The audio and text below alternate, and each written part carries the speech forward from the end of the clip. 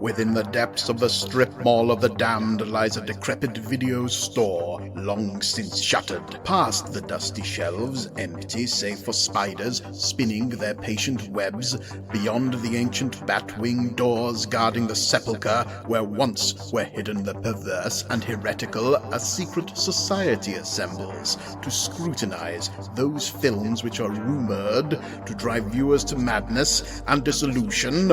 Draw closer, dear listener, let your trembling ears sup upon the eldritch knowledge of the Cinemania Society. We, the brethren of the lens palm, do convene to judge this offering of cinema be worthy of our esteem, or be cast down as worthless hokum. Let us down as in judgment. Welcome, brethren and sisterin. I declare tonight's conclave of the Cinemania Society to be in session. All right. Please be seated. I also welcome our listeners, whom I shall now warn. We disciples of the Cinemania Society have studied the mysteries of the motion picture and meditated upon the silver screen for many years. Therefore, we have become inured to the films we scrutinize, which may contain hazards unsuitable to young and sensitive ears. As such, we advise anyone listening to do so with discretion. Guard your ears carefully, lest you develop a severe and irreversible case of cinemania. Present at our conclave tonight are Brother Zachariah, guardian of the door. You bet your buckaroo bonsai I'm here. Brother Daniel, possessor of the word. Yes. Brother Andre, voice from the outer world. Yeah. Brother Ethan, keeper of the lenses. It is through my charges that truth is refracted. I am Brother Andy, Master Illuminator. I will be serving as the Pontifex of Presentment for tonight's subject of scrutiny, Jerzy Skolimowski's 1978 film, The Shout. This psychosexual drama was considered something of an avant-garde piece at the time and features a string of popular theatrical actors of the day. John Hurt and Alan Bates go head-to-head for the affections of the delightful Susanna York in a battle of wits and mysterious aboriginal curses. Stuff up your ears if it all becomes too much, dear listeners. Brother Daniel will act as master castigator for this conclave. Brother, present the charges.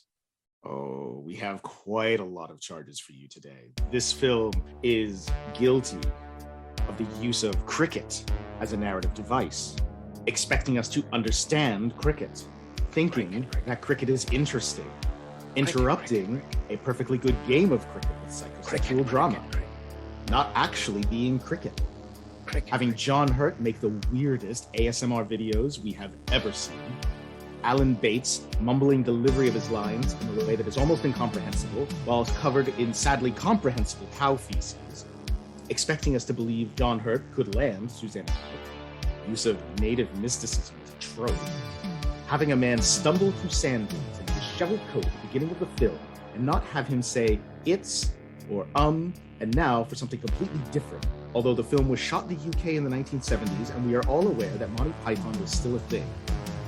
Ending the film with a Python sketch, ripping off the ending of the persecution and assassination of Jean-Paul Marat as performed by the inmates of the asylum of Charenton under the direction of the Marquis de Sade. Poor use of the white savior trope, making us watch John Hurt get to second base, not knowing how many crickets or wickets that second base would represent in the game of cricket, watching John Hurt age before our eyes, watching John Hurt's eyes remain 427 years old throughout the duration of the film, having us believe that a man named Alan could be a sexual predator, way too much animal symbolism, long-winded pointless stories, universal inability to walk in a straight line, violence against sheep, making Alan Bates show off way too much 1970s body hair for the general viewer's comfort, making us look at John Broadbent in nothing but a jockstrap, criminal underuse of Tim Curry, bad wind effects, violence to carrots, bad running, and finally, being the weirdest movie about cricket that we have ever seen. Thank you, Brother Daniel. And before we dive too deeply into this swirling vortex of liquid madness, let us first cleanse ourselves in the soapy, soapy delights of commercial enterprise.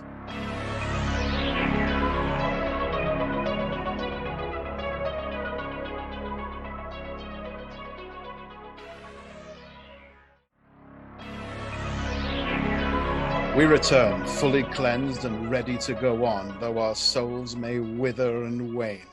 Brother Andre, I believe you have some warnings for us as well. Mm-hmm. Before proceeding into the shout, we here at the Cinemania Society would like to advise and warn you that the following content contains the following troubling subject matter. We got violence, we got psychological abuse, we got cultic abuse, we got misogyny, we got rape, we got racism, white saviorism, cultural relativism, bad representation of mental illness, and body horror. If any of these would potentially halt your enjoyment of the Cinemania Society podcast, we advise that you skip these next few episodes. Very well, brothers. It's time for us to delve in and find out exactly what we're dealing with here. For our first part of The Shout, Brother Ethan, can you tell us what it is going on? Certainly, Brother Andy. The film opens with a seemingly nonsensical series of images. We are first treated to Susanna York in a nurse's outfit pulling up in a very French car. So France's answer to the Volkswagen, the Ducheval. Literally a 2-horsepower car. She runs into a typical English country mansion to inspect the trio of bodies laid out under sheets in a dining hall. This is followed by a protracted, unstabilized long lens shot of an Australian Aborigine in an 18th century naval officer's jacket, weaving through sand dunes toward camera to produce a folding telescope. This is all under the entire film's credits. There is no end credits at the end of the picture because they roll them all right now. Brother Ethan, I would call out, I think you have missed the first most important nonsensical image, which the film opens with a picture of a man in a jockstrap smacking a gong. Oh, yes. Yes, that's right. Technically, that's not part of the film. That is the absolutely opening image. Part of the film, as we will discover later on with the parallel symmetry during the game. It's not. That was the film company used the man with a gong for all of their films. It used to be a traditional thing that you begin cinema with. You have the man bonging the gong. That was the thing. You knew you were in the cinema, ready to receive film. It's the 1970s. I completely disbelieve this illusion. Get it on. I can absolutely assure you that man with a gong appeared so many times, it's ingrained in the memory of people watching film from that era. He was a regular at Studio 54. Well, they had to put him in the jockstrap so you know for sure that he was using an actual mallet to bang the gong. Well, that's how you knew that what you were about to view was art and not merely eroticism. The one that's the eroticism is where he's not wearing the jockstrap or carrying a mallet, but he still bangs the gong. He bangs even harder. God. I stand corrected. So that's sadly corrected. There's a smash cut from the Aborigines telescope to a motorcycle headlight. Alan Bates, as the motorcyclist, speeds past the self-same 2CV6 from earlier, exchanging dirty looks with Susanna York at the wheel. John Hurt, who I would say is young enough that he might actually be classified as John Boo Boo at this point, is beside her in cricket whites. They pull up to the same mansion we just saw a moment ago. Hurt exits curtly, York drives off, and enter Tim Curry in an Austin Mini, classic original Austin Mini. Speaking of bang a gong, and that's probably a good thing that Mark Bolan isn't in this picture because he'd be looking at his fate sitting there. It's important here to note that Curry's character is never actually named in the picture. However, according to the IMDb page, he's playing the English poet and author Robert Graves, who penned the short story from which the screenplay is adapted. How meta. That's not like we've seen a movie recently where they did that before. As he enters, a woman simultaneously admonishes him for being a pervert one moment. Don't you look up my dress! Then flirts coquettishly with him the next moment. Little does she know the fire she's playing with is Curry's only just 3 years off the Rocky Horror Picture Show. There's no sign of that sweet transvestite from transsexual Transylvania, however, as he and Madame Mixed Signals exit to the grounds, where we were treated to a montage of an idealized cricket game being set up. Peacocks strut, crusty old bastards in folding chairs leer at women in nurses' outfits, cows wander around. It's a good old bucolic English spring morning. So British. So very, very British. All Those this peacocks just keep coming up over and over again. Like we just keep getting close-ups of the peacocks like there was an outbreak at the zoo. We're British and we like peacocks, all right? It's a thing. We really, really like peacocks. You can't have a fancy mansion if you don't have peacocks. It reminds us of when we used to control India, you see. Did you want me to bring the peacock in? I've No. got it on a leash. No, get back into your hole. Back, Hacking me back. quite severely. back in your hole. Say, you say peacock and no one bats an eye, but you say poopcock and everyone loses their minds. Oh yes, if the delightful peacock were known as the poop balls, would it be any less beautiful? Oh my god. I would think be it more would, so. yes. No, it would be less beautiful. I've actually had to work around a place, a naval facility that had peacocks on its grounds for some reason, and they have the most annoying just call, and it's constant, and they do it at night, and you can understand why the Romans like to eat the frickin' tongues of these things just to shut them up. I'll have to admonish you there, Brother Zachariah. In fact, it is majestic and beautiful and awesome. Shut up. Just like the British dental system, right? Okay. If we have concluded our peacocking and navel gazing, all of this mysterious tone setting gives way to the actual story almost 8 minutes into the film's scant 86-minute runtime, when we see a group of men pushing a scoring shack across the lawn, followed by Graves, well, Tim Curry playing Graves. He's met by Sir Robert Stevens, whose presently unnamed character we shortly learn is a chief medical officer. We may now surmise that this must be some manner of institution, who disregards any professional courtesy required by his esteemed colleague, the good Dr. Frankenfurter, and instead welcomes him to score their cricket match. Frankenfurter takes no offense, however, when the chief doc informs him that his co-scorer will be one Charles Crossley, whom he describes as the most intelligent man in the place, who's also apparently well-read, well-traveled, loves motorbikes, but who is not entirely normal because he believes that his soul has been shattered into 4 pieces. All of this gives further foreshadowing to the notion that the film is set at some fancy institution. When asked what exactly constitutes normal, the chief has an idiosyncratic answer. Points out one tree that he says is normal, and points out another big majestic oak and says that one isn't normal. So who that's the fuck knows what, or cares? So that's what the hell they were talking about. His delivery was so British, I could not ascertain what it was. And because I watched this with a device that did not have any kind of subtitles, I was lost. Yeah, the emoting is impenetrably British. Also, I found it very interesting that it looks like they spent the most money on was the scoring shack than any of the other equipment. There's a very good reason for this, because without the incredibly impenetrable scoring system, no one would ever know when it actually ends and they can go home. Vital role. This is why they have to have 2 people do it. So this is cricket. I wanted to note that like throughout this entire like monologue of the doctors, we get this background dialogue going on that is so badly recorded and dubbed back in. Yes. It sounds like someone mumbling directly into the mic like this, and then it is played back in the film like this, and you don't quite know what they're saying, but it's at full volume. Yes.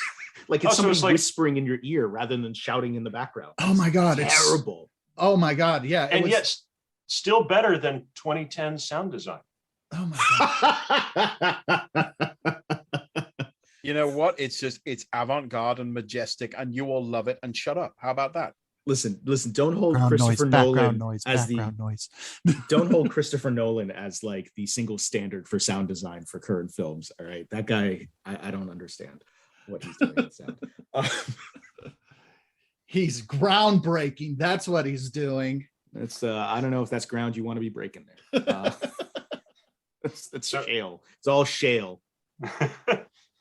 So Curry's character Graves is introduced to Alan Bates' character Charles Crossley, which means that this is whom we saw earlier as the ravening biker giving the eye to Susanna York's as yet unnamed character in the Dushava. Crossley is quite polite with a cultured university accent. He goes into how he likes to torment the Doctor by making up symbols in his dreams for the Doctor to interpret. This must mean the Doctor is a psychiatrist, which means the institution must be mental. Freudian symbolism is high as Crossley is handling his bone inside the shack. I should point out, he has a literal bone that he is handling. This isn't some kind of metaphor. There's a lot of bone handling in the cricket shack, right? It is a metaphor, but it is a literal bone. Yeah, but it is a literal bone, part of which has been sharpened to a point. More on this later. But he kicks it out of sight as he proceeds to build upon his reputation as an unreliable narrator, also more on this point later, by asking Graves if he can tell him a, quote, true story. This is some definition of the word true we haven't yet heard before, as he tells us that he alters the details, characters, and climax of said story in order to keep it true, and titillatingly involves people whom he claims are present at the cricket game.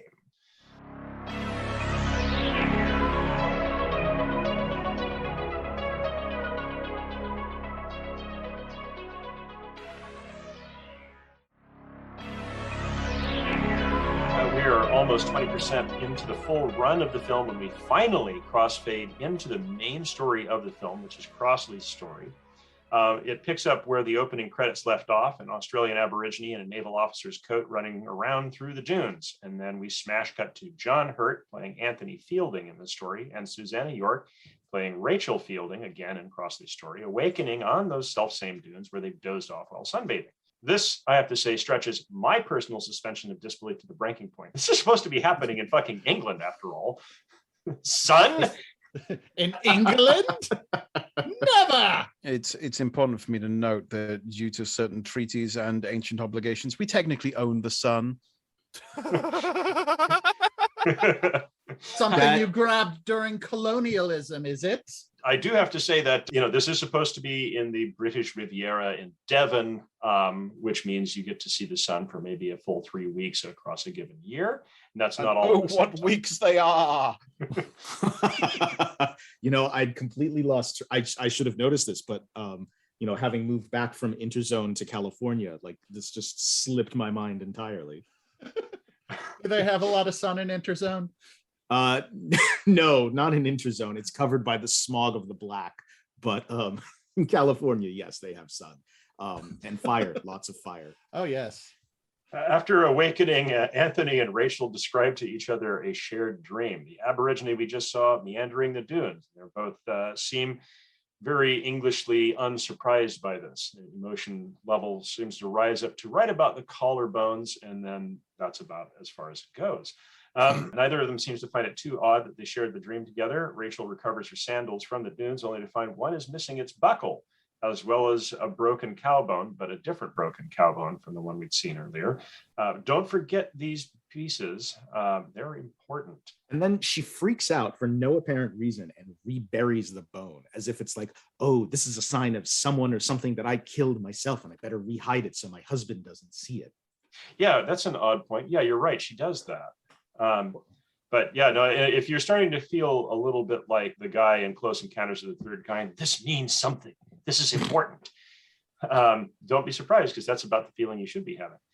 Anthony and Rachel proceed to the village cobbler, where Rachel leaves her shoes to be repaired. Outside, Anthony exchanges some significant looks with the cobbler's wife, played by Carol Drinkwater, who's better known as Alexander DeLarge's busty nurse in A Clockwork Orange. I wish to point out I'm making the great big tits motions with both hands at this point. You can't see it, but I'm doing it. I'm making the Jubble.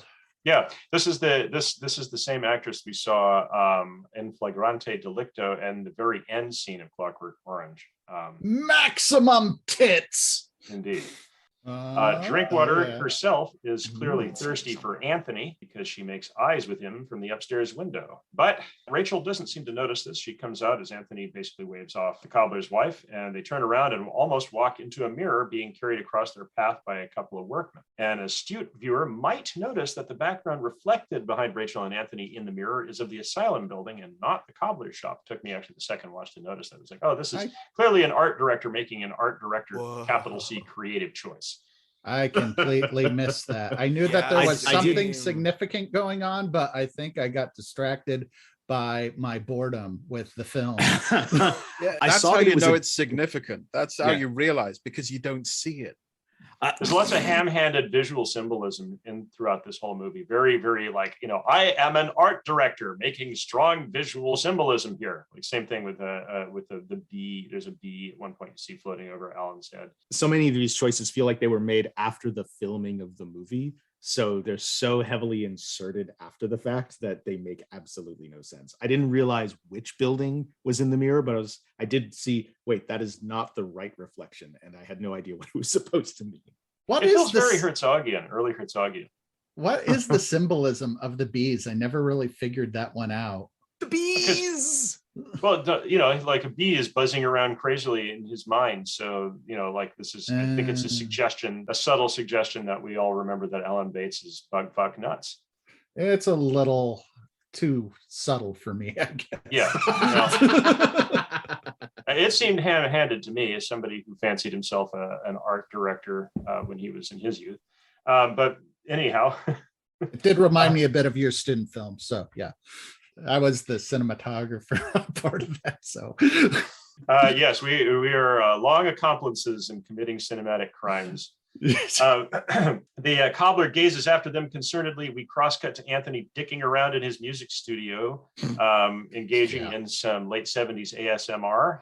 He found objects, equipment that's top of the line for the late 70s. And while it's clear he thinks he's going to create a one-man prog rock masterpiece, it's clear he's got more Yoko Ono than Alan Parsons.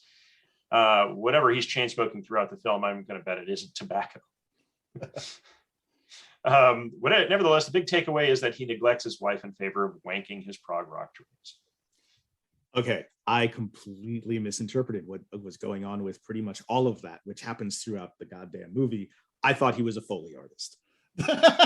Oh no, Yeah. we're expected to believe that John Hurt has created an entire recording studio in a little room in his Devonshire cottage, and he's producing some grand progressive opera of some kind that we never really hear much of, except for him making weird noises into microphones and messing with incredibly primitive early synthesizers. But he Broken never sardine can ASMR. How is he a believable artist with a capital A? He never talks about it. And to be fair, he does get called out on how shitty an artist he is. We'll get to that. Yeah, like 80% of the way through the movie, that's the first time they call him an artist. He's referred to as an organist a couple of times. I just assumed he was a working Foley recorder Yeah, for it's because films. he's an I assumed that too until Master Bates called him on it. So Well, he's somebody who likes to wank his dreams in his studio and then handle his organ in public and church. Oh, cringe. Speaking of which, we also see Anthony is neglectful of his work. His job as a church organist, and Rachel has to remind him that he's going to be late for the service. So he runs out the door, hops on his bicycle, gets off to church, and does arrive late, walks in the middle of the opening psalm and starts playing music halfway through. But the cobbler's wife doesn't mind, though, and they make goo-goo eyes at each other during the blistering sermon on moral starvation. Moral. Jesus Salvation, is just salvation, all right with me. Jesus is just all right. Oh, sorry. I was rocking out to it the entire time. Nothing as hip as that. This is all that deadly, boring, atonal howling that people do in churches that are stead and conservative. Yeah, shut up, brother Zachariah. We all know Jesus thinks you're a dick. That's all right. Hey, I'm Jewish. He was one of my Hebrews, dude. This is all of this is crosscut with somebody mysteriously sabotaging Anthony's bicycle. We see a suspiciously black pea-coated arm reaching in to let the air out of his tires. So going back into the church, the rest of the village sees this exchange of goo-goo eyes. The old folks clearly disapprove. Love hurts, though, and Drinkwater runs off, leaving Anthony to the withering, judgmental glares from everyone, including the vicar. Service concluded, Anthony jogs back to his bicycle, only to shock of shocks find his tires flat. Reinflating them gives Charles Crossley, whom we now see, an opportunity to approach and start a dialogue about his belief in a time of moral starvation that the human soul might take refuge outside the body in a tree or a stone or some such bullshit. And Crossley offers to continue this diatribe while walking with Anthony and talking further, but Anthony wisely declines and hops on the back of his bike. So we crosscut back to the Fielding house where Rachel seems disturbed, and we see that Crossley has magically begun lurking nearby. We have no idea how he got from the church to the house, but he's there at the house, lurking nearby, playing with her shoes missing buckle in one hand and fingering a nearby nettle plant with the other. And nettles being notoriously uncomfortable to handle with any body part. Elsewhere, Anthony gives the cobbler's wife a ride on his bicycle. Folks, get your minds out of the sewer. Sometimes love don't feel like it should, baby, but hurts not so good. He's rubbish at cycling. They crash and fall giggling into the grass. God help him if he ever actually tries to have sex with her. They should probably end up with navel contusions. No wonder Anthony and Rachel are childless. And that concludes Act 1. Brethren, I fear Cinemania has begun to overtake the members of this conclave. We must go to recess before everyone loses their grip. That episode of the Cinemania Society featured Andy Slack, Ethan Ireland, Zachariah Burks, Daniel Scribner, Andre Luke Martinez, and special guest, the Trash Shaman. Produced, mixed, and mastered by Ethan Ireland, graphic design by Andy Slack, music by Carl Casey at White Bat Audio. Visit our website at thecinemaniasociety.podbean.com and check out our social media feeds. We're on Twitter at TCS_Cinemania. And if you like what you heard, please rate and review wherever you found us. Mention us on social media or find us on Ko-fi to throw us a few bones. We love to make fun stuff for folks, but it isn't free. Anything and everything helps. Coming soon, the Cinemania Society will be creating pieces of video media, short films and the like. So stay tuned, Cinemaniacs. The Cinemania Society is a production of the Cinemania Society, LLC.